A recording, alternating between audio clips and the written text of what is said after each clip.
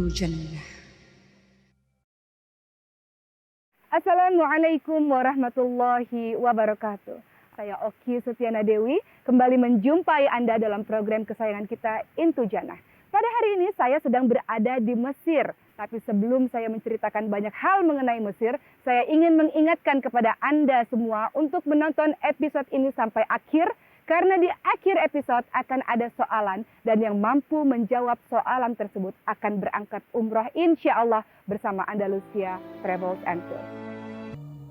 Mesir disebut sebagai negeri Anbiya, negeri para nabi karena begitu banyak nabi yang ada di tempat ini. Kita mulai sejarah para nabi dengan Nabi Ibrahim alaihissalam dan Siti Sarah yang pergi ke Mesir. Pada saat itu Raja Mesir jatuh cinta, senang, suka terhadap Siti Sarah sehingga berusaha untuk mengganggunya, untuk menyentuhnya. Namun Allah membuat tangan raja menjadi kaku tak bisa bergerak. Raja sangat ketakutan sehingga memberikan seorang budak bernama Siti Hajar untuk Nabi Ibrahim alaihissalam dan Siti Sarah agar meninggalkan Mesir. Di Mesir ini pula lah kita kemudian mengingat sejarah tentang Nabi Yusuf alaihissalam.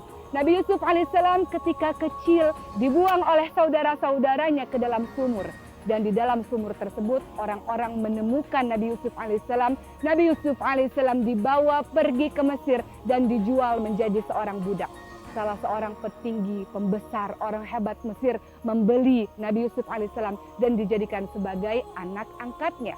Lalu Nabi Yusuf alaihissalam inilah disukai oleh ibu tirinya bernama Zulaika. Sampai kemudian Nabi Yusuf alaihissalam menjadi orang hebat di Mesir. Dan juga dengan kisah dari Nabi Musa alaihissalam. Dahulu Fir'aun sangat-sangat ketakutan. Ada anak laki-laki dari kalangan Bani Israel yang akan menggantikan dirinya menjadi seorang raja. Sehingga Fir'aun membuat sebuah peraturan. Anak laki-laki yang lahir pada saat itu semuanya harus dibunuh.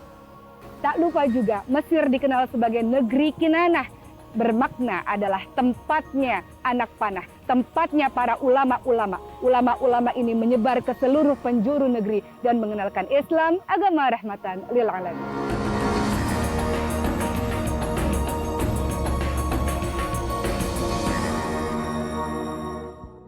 Ada 120 piramid yang tersebar di Mesir dan 12 piramid kita temukan di Giza.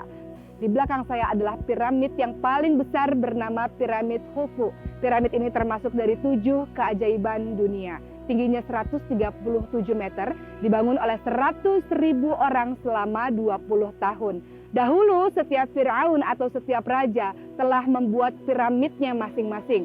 Fungsi dari piramid ini adalah untuk meletakkan jenazah mereka dan meletakkan pakaian-pakaian serta harta-harta mereka. Karena mereka memikirkan akan masa depan mereka di hari kemudian. Bahwa mereka harus mempersiapkan perbekalan mereka untuk menuju ke kehidupan berikutnya. Mesir menjadi salah satu negara tertua di dunia. Umurnya 5.000 tahun. Dan biasanya kalau kita melihat piramid, di bagian puncaknya akan tertulis riwayat kehidupan Fir'aun. Karena Fir'aun sendiri sebelum wafatnya akan menuliskan tentang cerita kehidupan, baik keburukan atau kebaikan yang telah mereka lakukan. Karena mereka percaya mereka akan dihukum oleh dewa-dewa setelah kehidupan di dunia.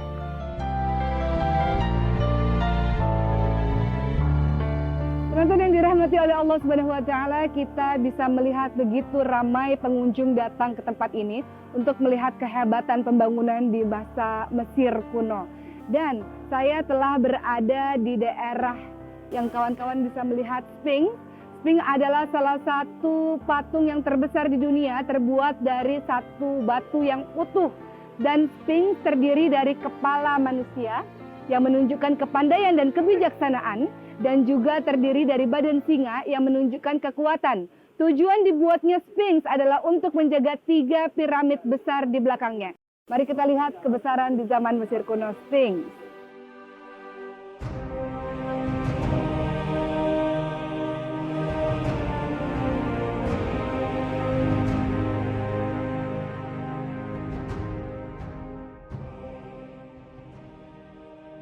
Fustat adalah ibu kota Mesir yang keempat. Disinilah saya berada.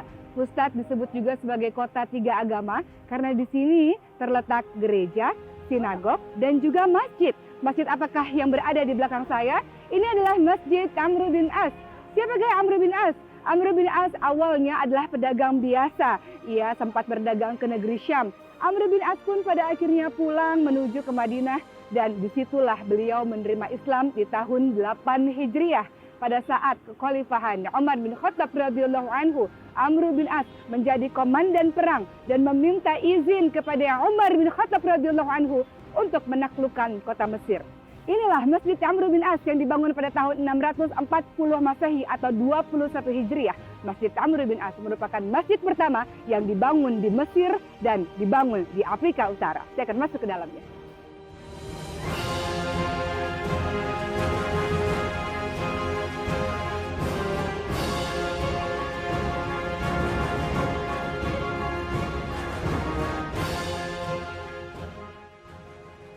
Ada cerita yang menarik pada saat pembangunan masjid ini. Pada saat itu Amr bin As menginginkan masjid Amr bin As dibangun di tempat ini.